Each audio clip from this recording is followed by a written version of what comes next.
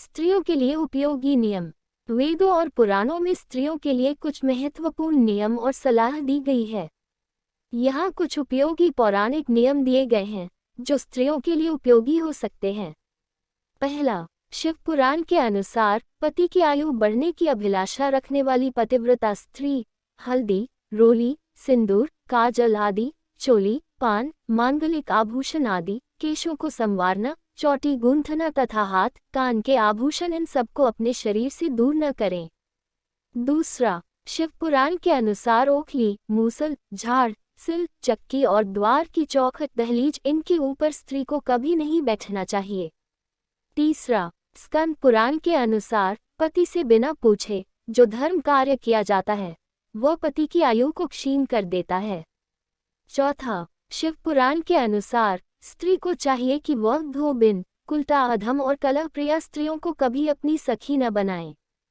पांचवा, मनुस्मृति के अनुसार मदिरापान, दुष्टों का संग, पति से अलग रहना, स्वच्छंद घूमना, अधिक सोना और दूसरे के घर में निवास करना, ये 6 बातें स्त्रियों को बिगाड़ने वाली हैं। छठा, नारद पुराण के अनुसार जो स्त्री अपने पति के लिए वशीकरण का प्रयोग करती है उसके सारे धर्म व्यर्थ हो जाते हैं। पति ही नारी का रक्षक है, पति ही गति है तथा पति ही देवता और गुरु है। जो उसके ऊपर वशीकरण का प्रयोग करती है वो कैसे सुख पा सकती है? वह सैकड़ों पशु पक्षियों की योनि में जन्म लेती है। सातवां, महाभारत के अनुसार स्त्रियों का अपने भाई बंधुओं के यहाँ अधिक दिनों तक रहना उनकी कीर्ति, शील तथा पातिव्रत्य धर्म का नाश करने वाला होता है। आठवां, नारद पुराण के अनुसार पति का निवास स्थान यदि धन वैभव से रहित हो तो भी पत्नी को यही निवास करना चाहिए। उसके लिए पति की समीपता को ही स्वर्ण बताया गया है।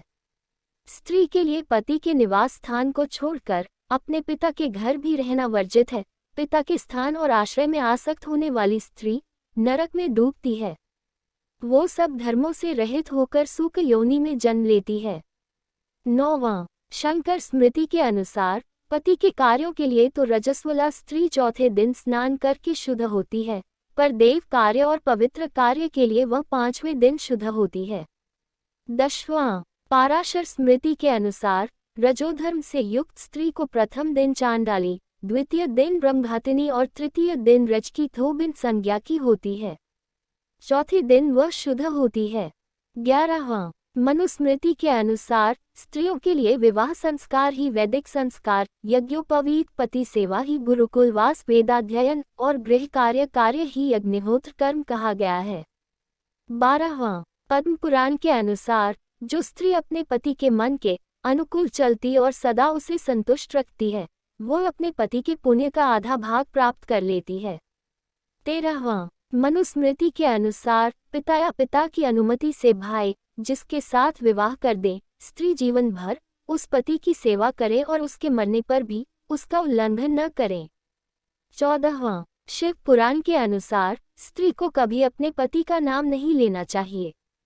15वां, शिव पुराण के अनुसार स्त्री को चाहिए कि वह घर के दरवाजे पर देर तक खड़ी न रहे, दूसरे के घर न जाए, कोई गोपनीय बात जानकर हर एक के सामने उसे प्रकट न करें। 16वां, श्रीमद् भागवत के अनुसार साध्वी स्त्री को चाहिए कि झाड़ने, बुहारने, लीपने तथा चौक पुरने आदि से घर को और मनोहर वस्त्राभूषणों से अपने शरीर को अलंकृत सजाकर रखे, सामग्रियों को साफ सुथरी रखें। 17वां, श्रीमद् भागवत के अनुसार पति की सेवा करना, उसके अनुकूल रहना, पति के संबंधियों को प्रसन्न रखना और सर्वदा पति के नियमों की रक्षा करना ही पतिव्रता स्त्रियों का धर्म है। 18वां, श्रीमद् भागवत के अनुसार जो लक्ष्मी जी के समान पतिप्राय न होकर अपने पति की उसे साक्षात भगवान का स्वरूप समझकर सेवा करती है उसके पतिदेव वैकुंठ लोक में भागवत स्वरूपीय को प्राप्त होते हैं और वो लक्ष्मी जी के समान उनके साथ आनंदित होती है। 19वां, कपिल स्मृति के अनुसार जिसका पुत्र जीवित है वह नारी पति के जीवित न रहने पर भी विधवा असहाय नहीं कहलाती। विधवा वही कहलाती है जिसका न पति हो न पुत्र हो।